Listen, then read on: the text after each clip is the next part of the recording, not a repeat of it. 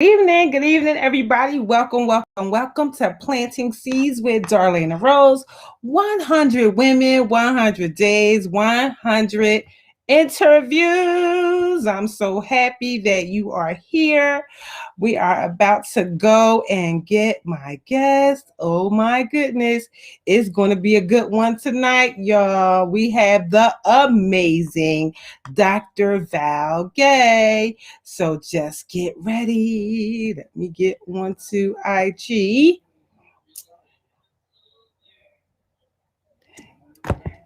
She is coming up. I'm so excited.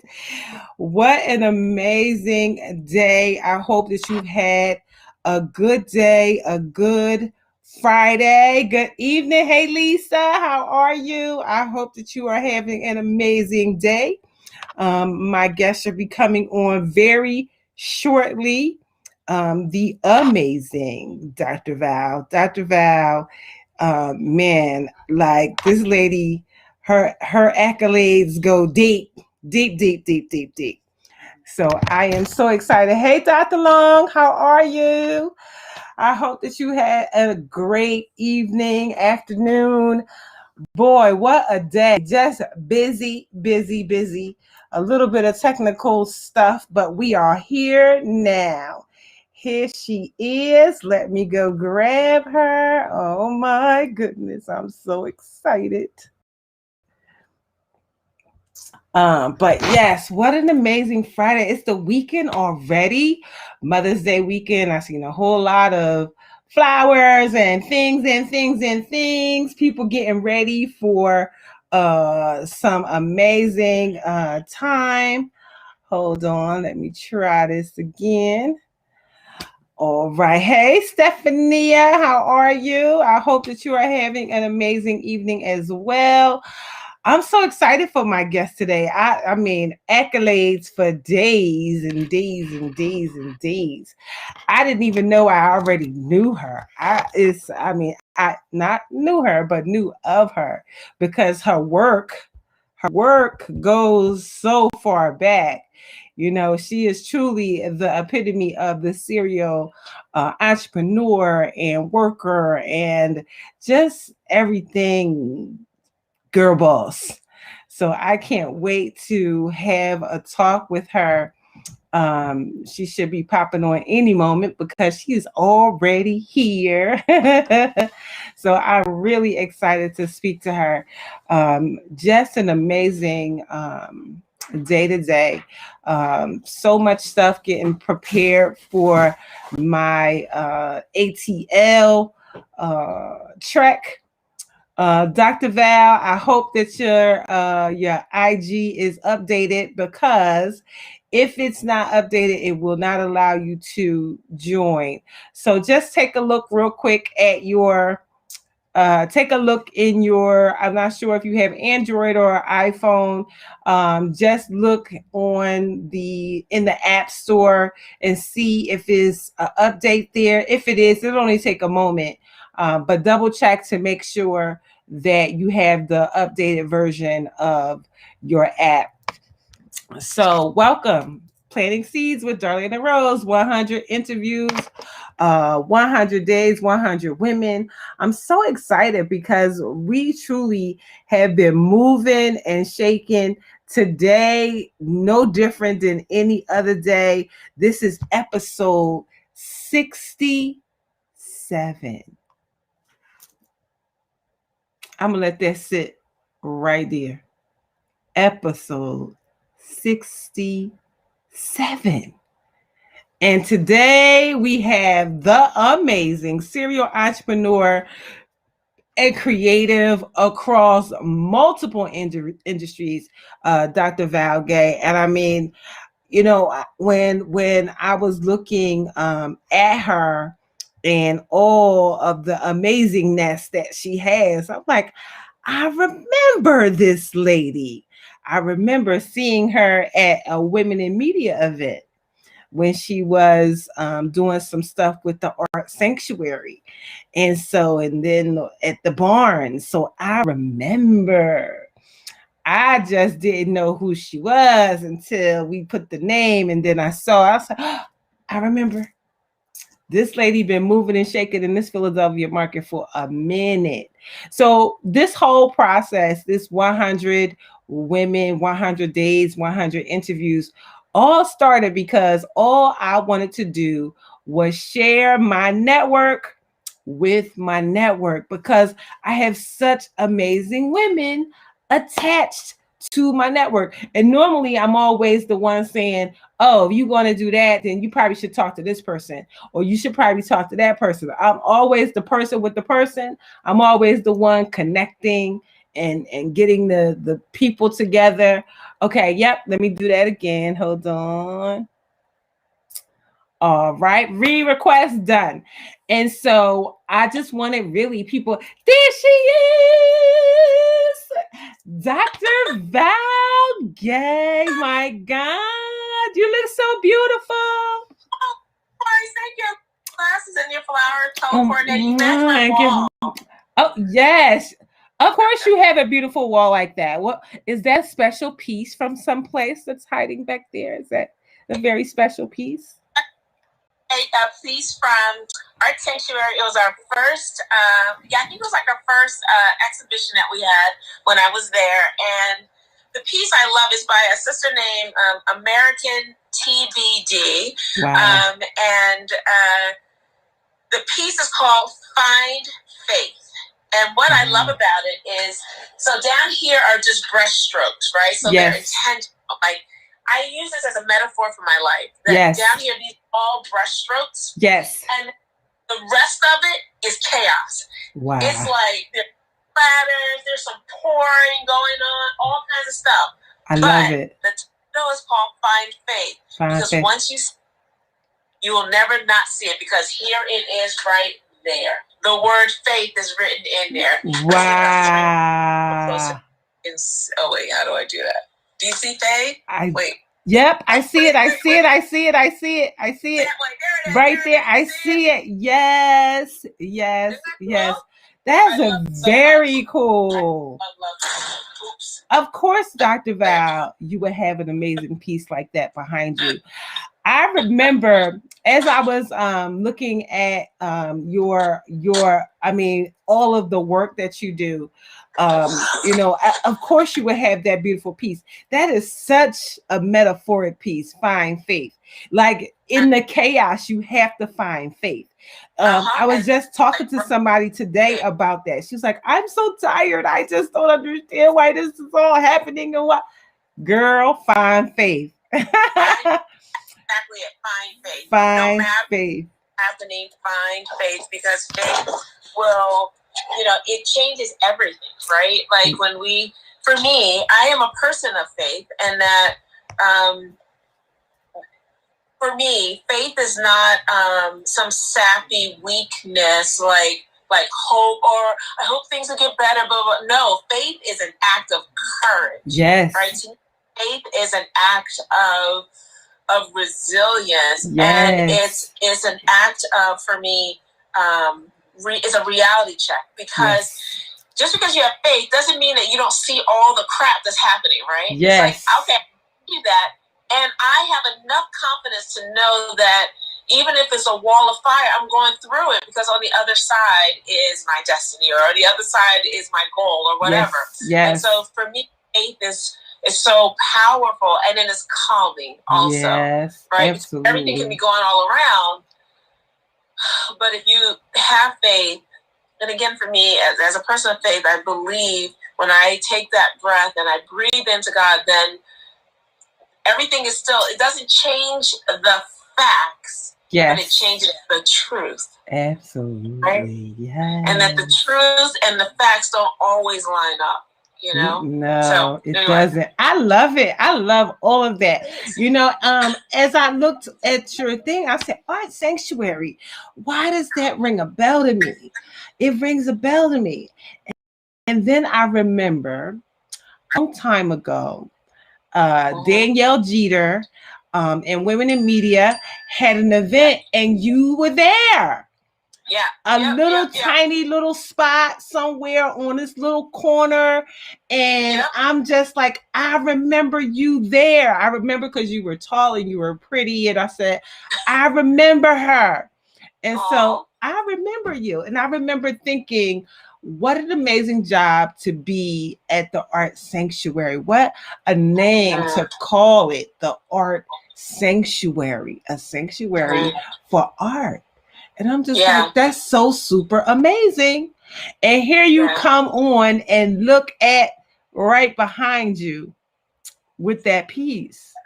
Yeah, that I'm so piece grateful. is good. Art Sanctuary is an amazing place, founded by Lorene Carey, an amazing sister who is a noted author, a social engineer, if you will. She's just an amazingly beautiful person. And her thought was, initially the sanctuary was actually founded in North Philadelphia in the Church of the Advocate. Literally inside of the sanctuary, surrounded by amazing portraits. If you've never been, 18th and Diamond, everybody has to go because it's a French Gothic cathedral that was built in like 1890s. Literally brick by brick was brought over from Europe. Wow.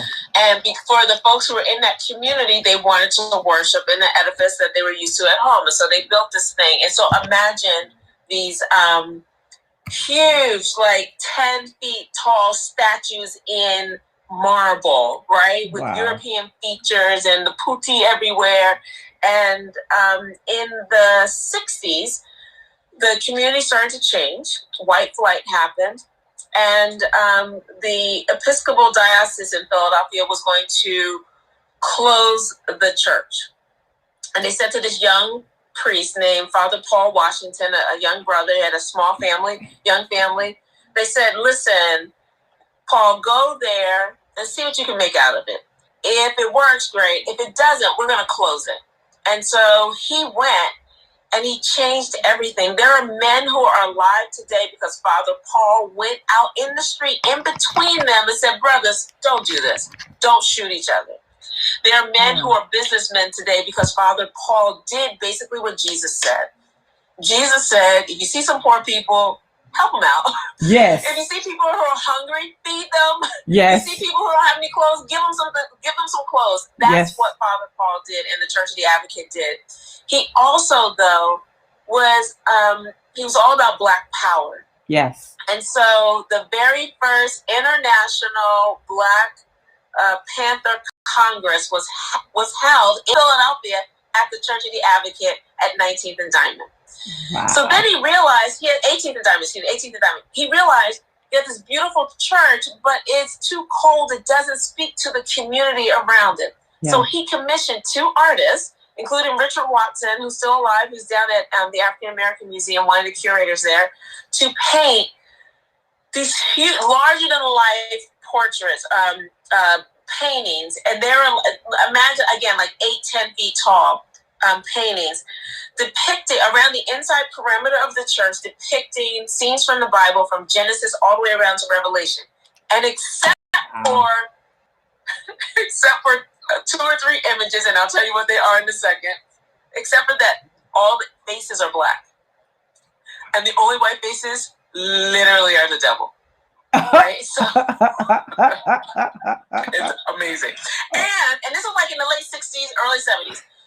When you get to Isaiah, when you go around, you go to like basically all these different books. You get to Isaiah, there's a famous quote in Isaiah that talks about basically a prophet is not regarded in his hometown, right? Like people, everybody else outside sees how great this person is. In your hometown, they don't even listen. Yes, yes. And so Richard Watson likened that and contemporized it. And so all these paintings are also contemporary. Some of them are about like, Adam and Eve, but they're commentaries on what was happening. Yeah. So this was like 1969, I think this one, or 1970, somewhere around there, this particular painting. Yeah. And it's talking about the prophets. And the prophets' faces that you see on there are some of the typical ones, right? So everything I told you, it wouldn't be a surprise to tell you that Martin Luther King's face was on there, right? That wouldn't be a surprise. It's an Episcopal church. That wouldn't be a surprise. And I think maybe Sojourner Truth and Harriet Tubman, those wouldn't be a surprise. But what if I told you Malcolm X's photo was on there? Wow. Portrait was on there. Wow. 1969, in a church. And then what if I told you the Honorable Elijah Muhammad's face is in that portrait also? Wow. Right? So everybody listening needs to go over to the Church of the Advocate and take a tour. It's free. You can leave a donation. Please leave a donation because they are doing the work. Yeah. They are still feeding people. They are working with people, helping people get jobs. They're a place where children can go. I learned all this through Art Sanctuary. But wow. So it was in that sanctuary. Lorene Carey went to Father Paul and said, I have a program. Can I start a program here? And he was like, sure. What Father Paul said, I heard him say, I heard a recording of him say later. What she doesn't say is that she went to other people and they said no. And so she came to him. He said yes. So in the sanctuary, surrounded by art sanctuary was born. Wow. And so that legacy is so important. Yes. In so many ways. She wanted North Philadelphia to be a destination, not a drive-by.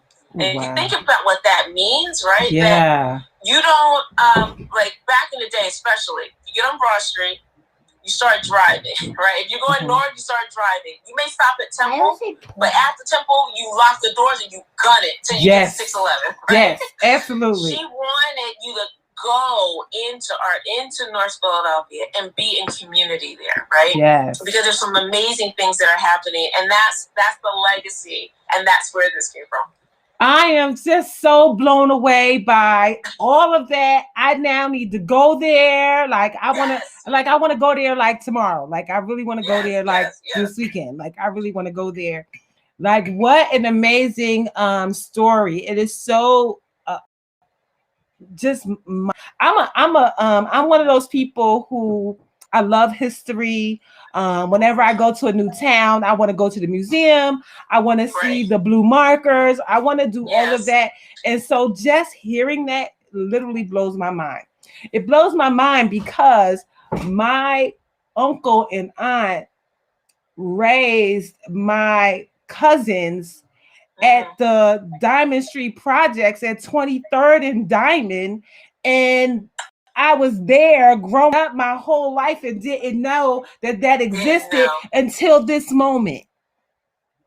This moment. Right what? And that's the thing. We have to. So it's one of those things. If you know, you know, right? Yes. If you don't know, you don't know because nobody else is talking about it, right? And this is why these kind of conversations are so important. While each of us needs to seize, own, and then distribute our history and our stories. Ooh, I've been saying to my family recently, so I have 34 first cousins on my father's side, right? And it's amazing because father is the 6 or 7 children. So my 34 first cousins, a lot of them have their own children. Some of them have grandchildren because I'm like closer to the end. But like I was in the bottom third. Okay. So I have some cousins that are close to my father's age, and some that are much younger than me. Wow. And so we have about 5 or 6 generations living right now, but we've only lost 4 people. Wow. In the entire set, right? Wow. So our grandparents, who were the first to go, and they lived into their 90s. One uncle, one of my father's siblings, passed maybe 4 years ago. And then one cousin who died maybe it's almost a decade ago now. Wow. Maybe 11 years ago. That's it. Wow. Even in a global pandemic. And these are Black people. Wow. And most of them live in the South. Like, what?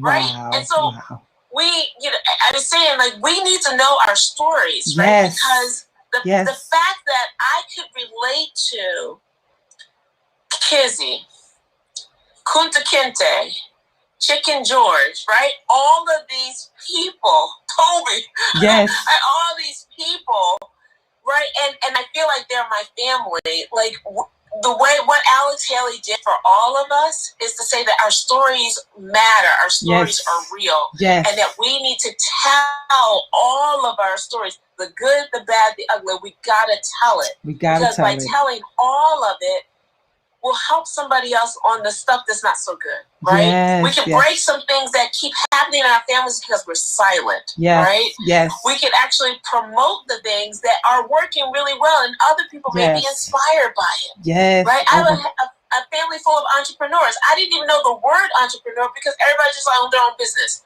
Yeah. But I didn't know that was a thing. I didn't know that was a cool thing. I was actually a little embarrassed as a child because, like, how come y'all don't get no jobs? But meanwhile, my uncle owned the trucking company. Another uncle owned a construction company. My father and my other uncle owned these construction companies. And I saw those things as being less than a job. Wow.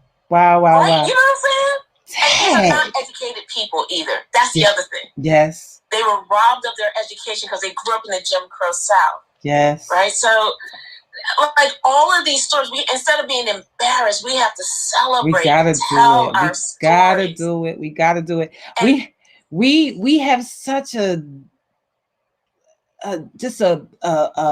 wealth of information in the stories. One of the person that's on the line right now, Dr. Loretta Long, 50 years in broadcast television. She was one of the first Black faces that we saw on television as Susan Robinson on Sesame Street. She is my good friend, and we are co-authoring a book together. So yes, she's watching, Dr. Loretta Long Official. And right down at the bottom, she says every family has a story.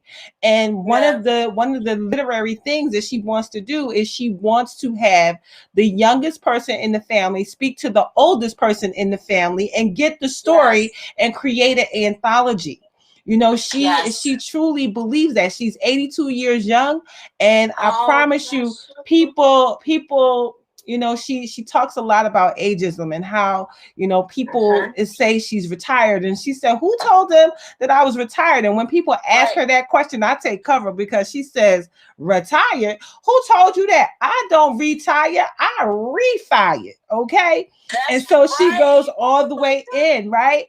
So just amazing. Hey, Zamira. So, we absolutely got to have you on the show, because Zamira absolutely said you must have Dr. Val on. And I am so grateful for you. Like, who knew that we were going to get this wealth of information? Oh my goodness. I am so, and everybody is loving it. Louisiana in the house, amens and awesomes, and all of the, and Shonda, who was on the other day, she said she grew up at 17th and Master, and she knows about this church. And I'm just like amazed. I'm like, I'm ready to like have a mass exodus and go over there and see this church. Like, oh my gosh. I forgot to say this. There are bullet holes in the church from when the Philadelphia Police Department shot into the church trying to get the Black Panthers out because Father Paul sheltered them there. And Miss Brenda, who lives across the street, is in her, I think she's probably in her 70s. Couple summers ago, she had a tank top on, and she was like, we had the poet laureate from Birmingham, England, for our celebration of Black Arts Festival that happened every May. And I took him over to the church. I take everybody there. He's like, you got to see it. And he's a brother. And she was walking. It was really hot. And she had a tank top on. And she has a tattoo of the real Panther logo. And I was like, oh, Miss Brenda, you have a Black Panther tattoo? And she stops. She turns around. She looks at me and she goes, it is not a tattoo. It is a way of life. Ooh. Wow. That's here. That's our stories. Those are our people. And yes, I love her. Like, yes, we, the retirement piece, the ageism, all of the ism, got to go, because we need each other. Absolutely. Right? Like, we don't need to cookie cutter the same people. That is so boring. Yes. Absolutely. If everybody's exactly the same is so boring, right? Yes. And so I think, and we all need each other. I believe in an ecosystem of a sphere. Yes. Like a ball. Yes. But like almost like imagine if I had a ball that was made out of stone, yes, right? Like the Stone Age. And I believe that we are the circumference of the stone, that we are together, right? Yes. And that if any one piece of us is missing, just like if you had a stone that was no longer completely round, when you tried to roll it, it would go bumpy. Every time it got to the open, it would get bumpy. Yes. I feel like that's the same thing, that we all can be excellent because we're together. Yes. And we don't have to have hierarchy. We can just be literally a collective because we need each other. And our community needs each other. We, I need Reek down the street. Yes. Who may or may not be the kingpin on my block. Yes. Right? I need him. Who may or may not. I will not confirm nor deny. But I need that brother. Yes, absolutely. Just like he needs me. Just like he needs me. Sure. Just like we need the little ones. Just like we need the elders. We need all of it together as a community. And we don't have time to leave anybody behind. No, not or at to all. Leave anybody out. Ooh, Dr. Val, did you go all the way in there? All the way in there. And I mean, that's just a piece of who you are. That's like not even a little bit. And then your stint at the Barnes Foundation too. So there's a whole history at the Barnes as well, right? Yes, and I'm so grateful to be at the Barnes. I'm the chief experience officer and the deputy director of audience engagement, and so it's a beautiful place. I'm so grateful. It was founded in social justice, and most people don't know this. No. Most people don't know that in 1908, Dr. Barnes in Philadelphia, in West Philadelphia, had a factory. At a time when factory workers barely made a living, he paid them a living wage. When they, were working 12 hours, they worked for 8 hours. He paid them for 8 hours, but 6 of those hours, they actually physically did the work. 2 of those hours, they studied art and they studied philosophy. John Dewey, specifically the democratization of education. Oh, and the best part, he hired Black men and white women to work side by side. In 1908, at the height of miscegenation laws, right? Oh, and he helped a lot of people buy houses. The man, but we didn't know these stories, and we listened to the narrative that other people told. Yes. Because it's easy. This is my own personal theory about a lot of this. It's easy to go up against someone with things that are accepted, to say, oh, he's uncouth. Right? Yeah. It's easy to say that. It's easy to say, oh, he closed everything down, blah, blah, blah, blah, right? It's easy to do that. What's not easy to do is say, he's paying people a living wage, because at the time, the leaders of the city were the power barons who owned the factories. He's paying them a living wage, right? So that just opens them up, right, to scrutiny. He got the niggers and the women together, right? Wow. He's educating them, right? But if I can find something that everybody agrees on is not socially acceptable, then I can annex you completely. Yeah. So when I got there and I started finding out all these stories, I was like, oh, it's on and popping. I'm so excited. Oh, Dr. Barnes was at the founding dinner that what everyone credits to be the founding dinner for the Harlem Renaissance. To be clear, he was a white man, but he was pushing for social justice and equity. Alan Locke, there's a school named Alan Locke over at 48th and Haverford, I think is it 44th and Haverford. Alan Locke, or Alain Locke, was an educator, a scholar, good friends with Dr. Barnes. Dr. Barnes was friends with the president of Lincoln. That's why a lot of people think that he gave it to Lincoln. He did not. What he did was he made sure that Lincoln University and the trustees could have a say in what was happening at the Barnes. And so when we moved from Marion to where we are now, it saved Lincoln University because both institutions were about to close. The Barnes was about to close because it couldn't afford to fix the building where they had this priceless art in it. Lincoln University had young people with holes in the walls, that they had no heat in the dorms. And this, because the state wasn't doing what they were supposed to do. And Dr. Bernard Watson and other folks went to the state and said, oh, you want this art? Let's fix Lincoln. Right? And all this stuff happened, but people don't know that because we let the narrative happen. So anyway, I am glad I get to be there and I get to tell these stories. Dr. Barnes met Langston Hughes.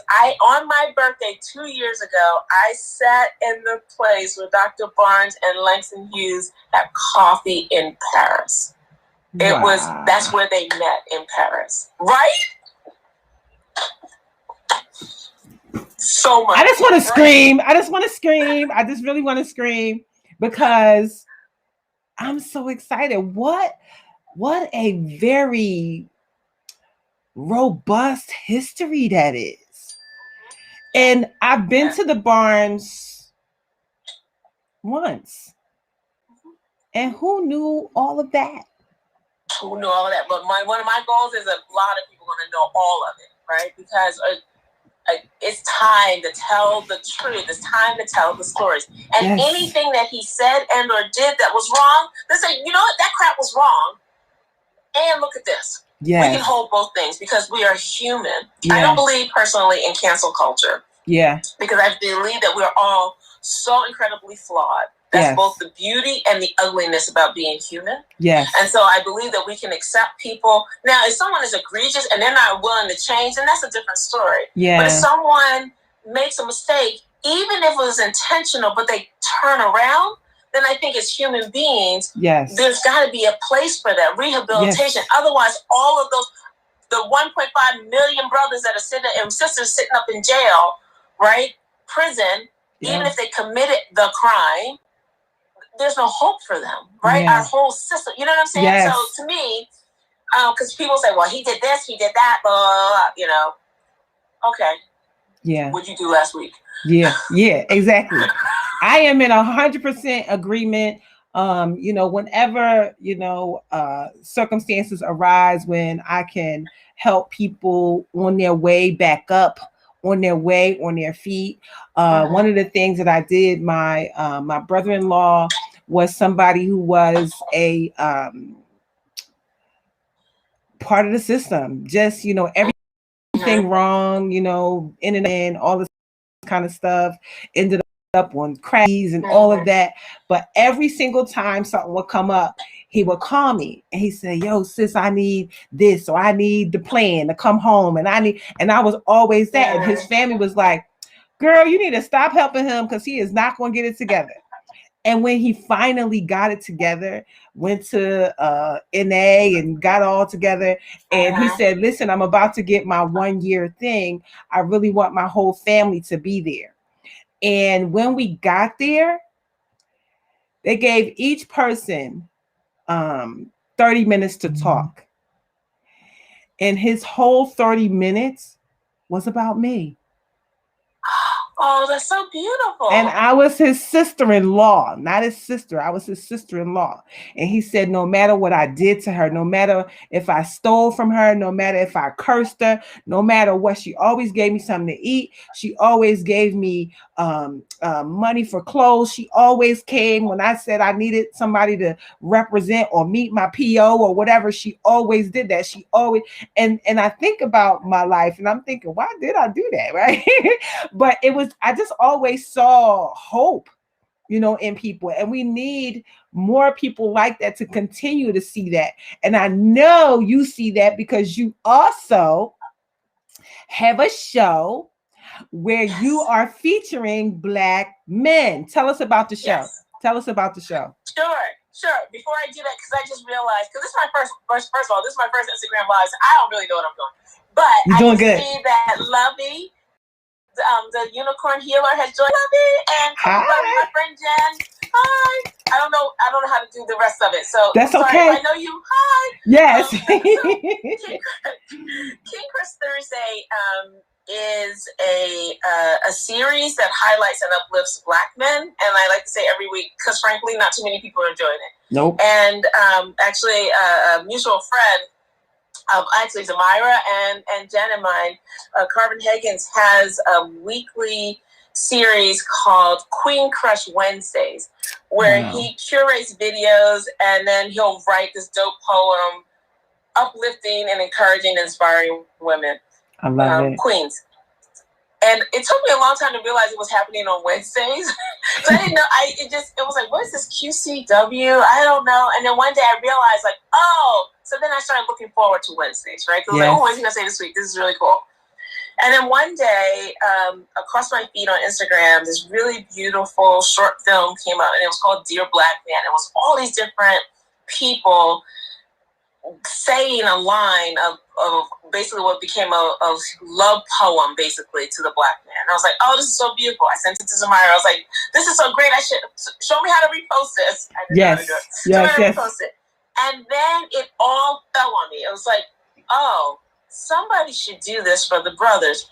Oh, I should do it for the brothers. So then I called Zamira, because I know if I don't have somebody hold me accountable when I have something like this, I know it's going to be big, it's like, I'm not doing it. So I was like, okay, get on me. I really think I should do this. So basically, and Carmen is an entrepreneur and does a lot of different things. And so he consumes a lot of media and can do that. So I was like, I don't have time to do that.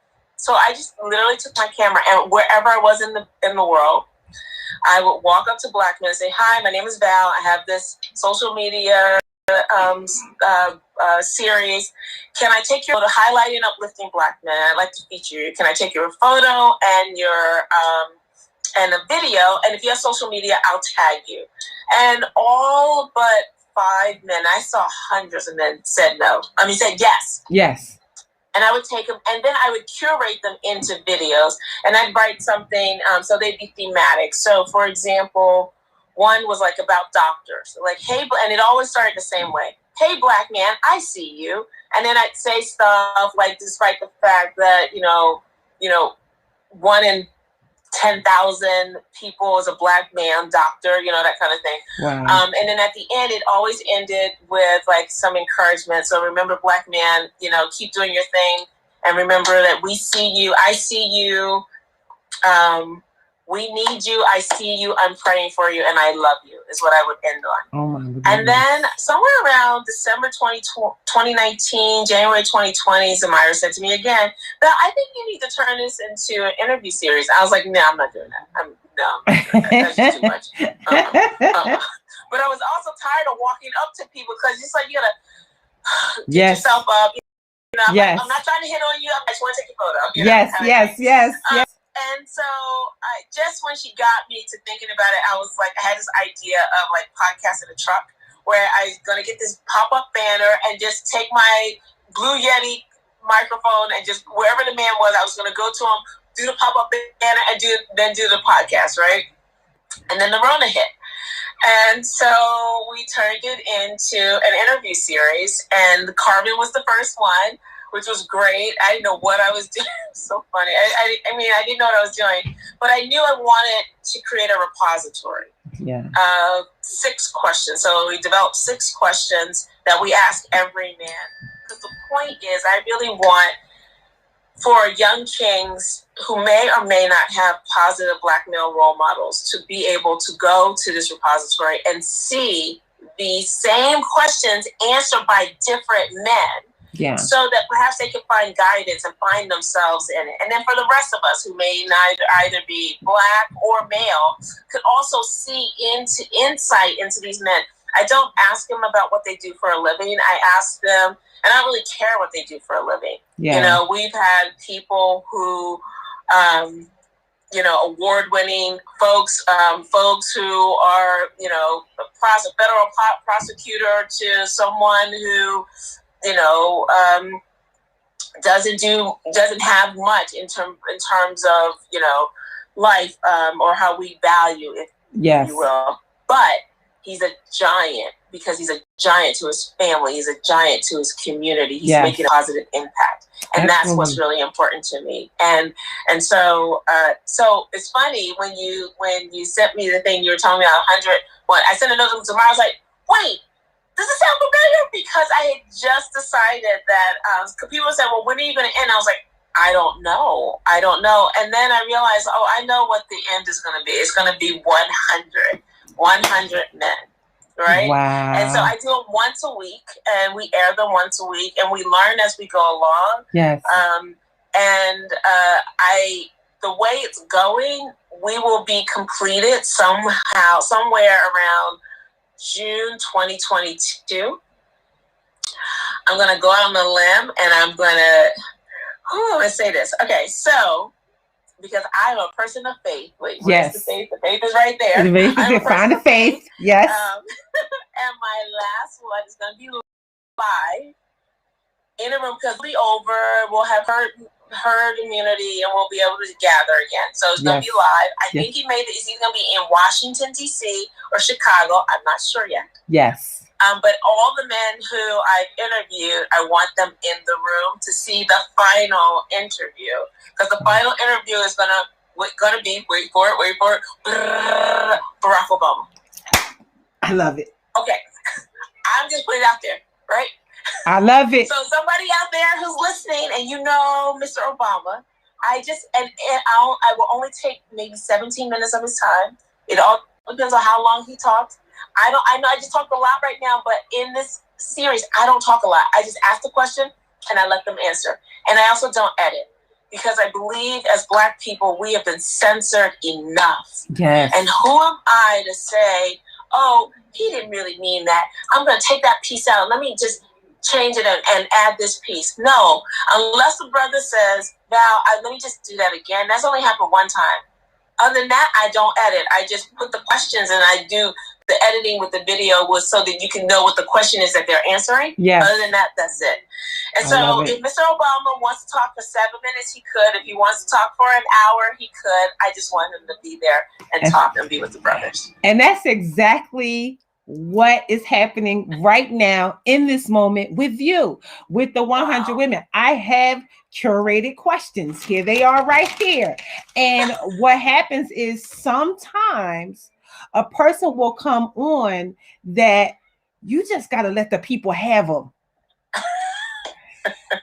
Forget the questions. Just let the person be. Let them share what they think. And Dr. Loretta and I, we talk just about every day. And we were talking today, and she told me, she said, you're really good because you know when to let somebody go.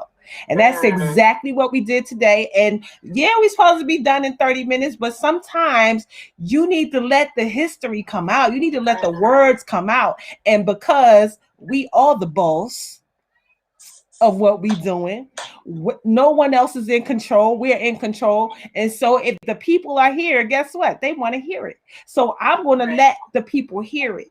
And in the same vein, as I was doing this 100 women, I thought about if I would do it once a week or twice a month and all of that. And I just was feeling like I just really want to get the women out. I want to get it done. So here we are, 67 days straight. You are episode 67. Listen, today I was exhausted. Let me tell you, my family was like, it's 6:45. You laying down? What's going on? I said, oh shoot, let me get some lipstick. Hurry. And it doesn't matter where I am in the world. I'm going to stop wherever I am from 7 to 7:30. And so the other thing that God placed on me when I'm going through this was that, yes, women are amazing.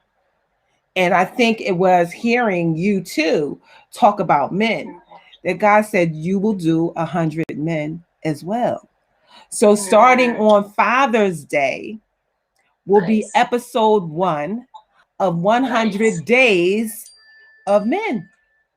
That's awesome. 100 days of men. I think the same thing, just like you. It doesn't matter. So some of the people, ask me, how do I decide who's on the show? I just know amazing people, and my amazing people know amazing people. So I just kind of go with that. And it doesn't matter if you have 50,000 followers or 1,000 or 5 or 100. It doesn't matter, because most of these people, although they may look like micro influencers online, they are macro influencers in life, in real life. That's what we want to know. We want to know the real, and the real life. And you truly have given us the real. This is definitely one of those episodes that will go as an amazing highlight, because it was so jam-packed full of just information and knowledge and things that we should know. We have to tell these stories. Dr. Loretta Long is also the descendants of the first 15 families that homesteaded Nicodemus, Kansas. Like her history is rich, and I'm just so excited to hear her tell the story. I have sat at her feet for years listening to her tell the stories of her great grandparents, and seeing the flyers of what they sent out for real estate association number one, right? And then they said we can't have here in this town where we are. I believe they were in Tennessee. They couldn't homestead their land. And her great grandfather was like, this sharecropping sounds like slavery all over again. We'll never own the land. So why don't we just go to Kansas where we can homestead and have our own? And people didn't know what a Kansas was. And I'm listening to her tell this story, and I'm so engaged and so engulfed by the story. I'm like, that's amazing.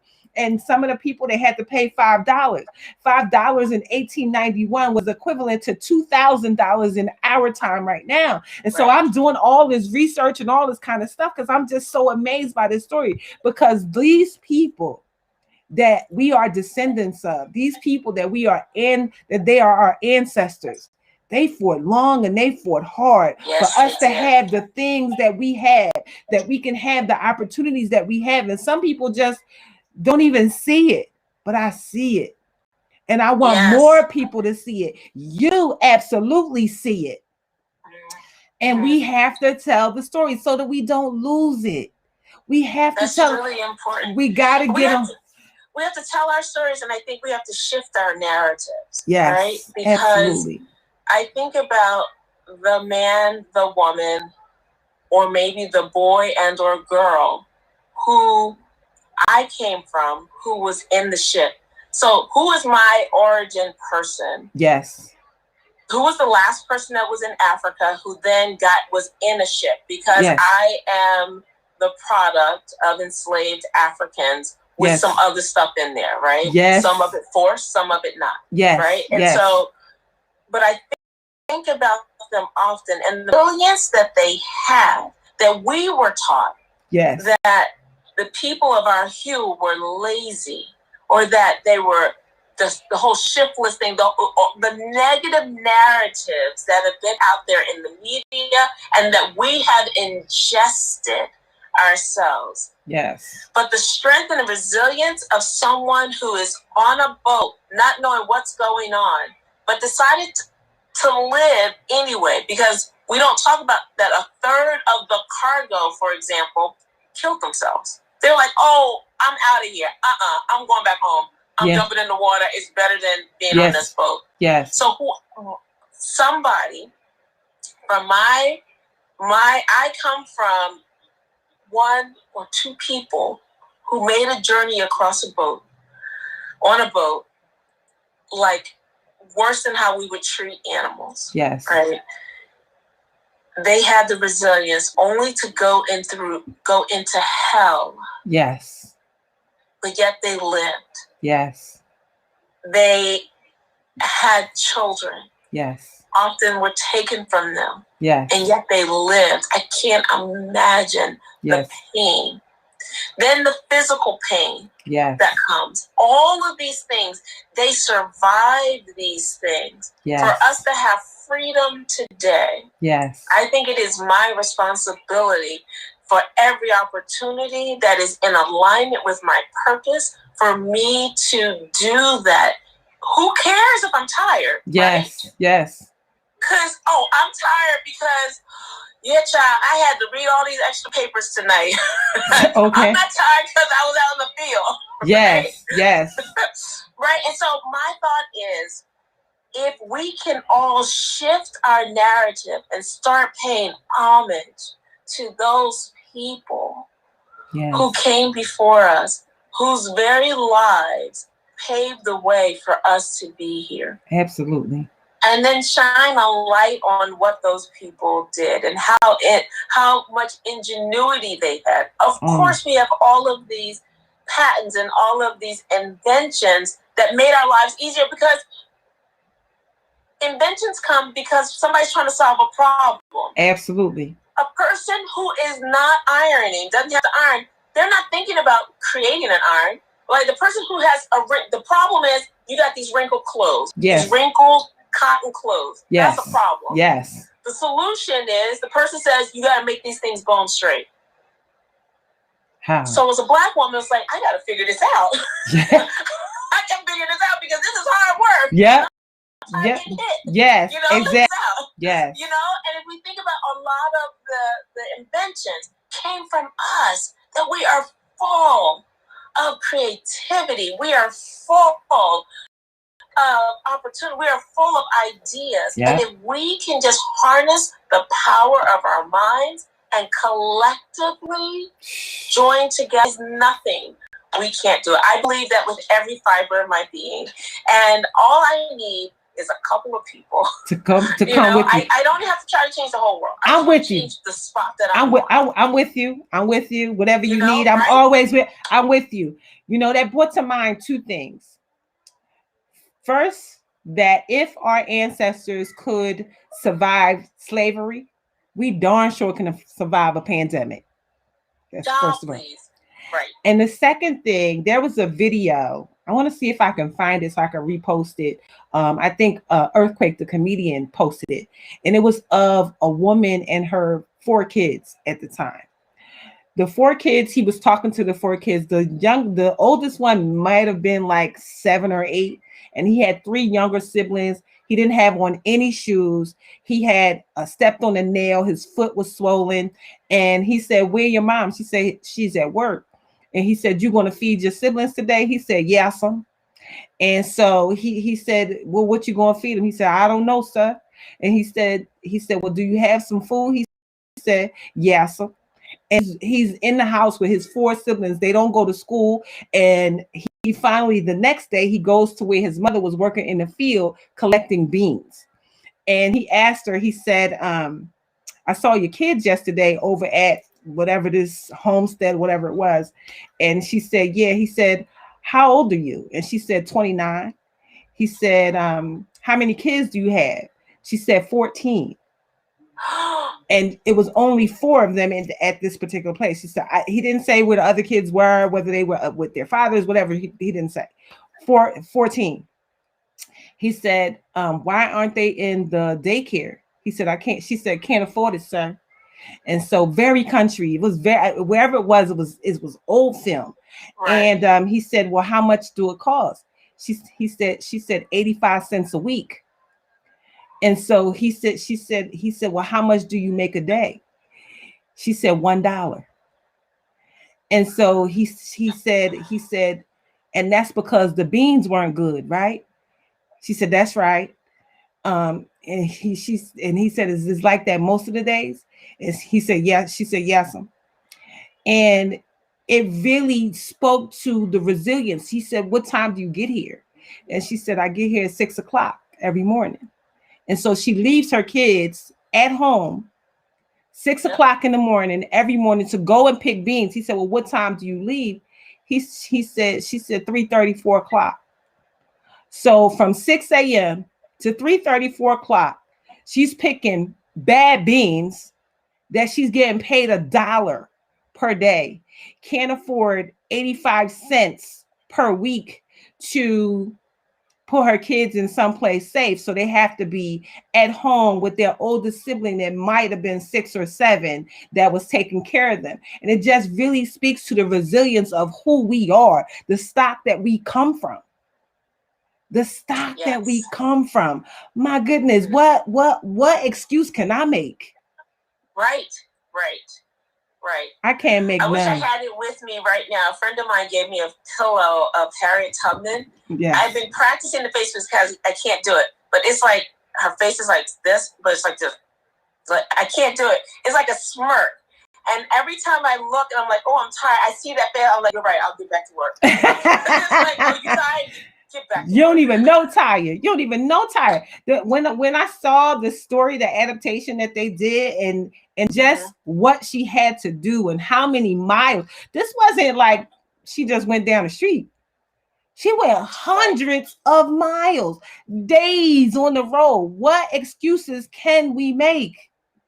And who else can we save or rescue if they want to be rescued? Because let's make no bones about it. She would have shot you. If, Yes. If they had known, she said I could have freed hundreds more if they had known, if they only realized, right, that they could be free, right? Yes. So, but who else can we bring with us? Yes. Starting with our own families first. Yes. That's our first responsibility. Yes. And then we move outward. Yes. I mean, that's when we start to connect with each other and really see. I don't believe in competition. I only believe in collaboration and partnership. Yes, and so how can we be together in a community for all of us? Yes. Oh my goodness. Dr. Val, is there anything that I haven't asked you that you would want to share with this audience? No, like if you guys could go to my website, valgay.com, all my stuff is there, and that way, feel free. I would love to engage with you. That would be fantastic. And that's it. Oh, what a blessing. I have to say that this has been a record-breaking interview because there has never been one that lasted a whole hour and we didn't even know that it was an hour. Oh my gosh, what's that time? It's 8:00. No. Wow. Listen, what God will have us do is what God will have us do. And our job is to be obedient because somebody needed to hear what was said tonight. Because somebody is sitting home saying, why, Lord? Why me, Lord? Why is it so bad, Lord? Why is this a problem, Lord? Why can't I get through it, Lord? And we have now sat here and we have gone from the Black Panther Party, from slavery to the Black Panther Party to this amazing art sanctuary, the church, to modern day men that you're now interviewing in your space. So we did what we were supposed to do. Yes. We did exactly what we were supposed to do. And we thank the people who have hung out and stayed with us. Thank you so much. And those people that will watch this in replay. And it absolutely will be one of those episodes that when my editing people get it and they mash it all together, so much good stuff is going to come out of this interview. So Dr. Val, we thank you so very much. And I can't wait to do something. I don't know what we're going to do, but we're going to do something. I don't know what it is, but we're going to do something. And so I'm so grateful. Thank you for being episode Epic 67. Yay. We will be back tomorrow for episode 68 with another amazing woman doing amazing things in her world, in her brand, in her everything. And we will have her here tomorrow, same time, same station. We thank you, Dr. Val Gay. We thank you for all watching. And we will see everybody tomorrow for Planting Seeds with Darlaina Rose, 100 women, 100 days, 100 interviews. Thank you, everybody. Bye. Thank you, everybody. Bye.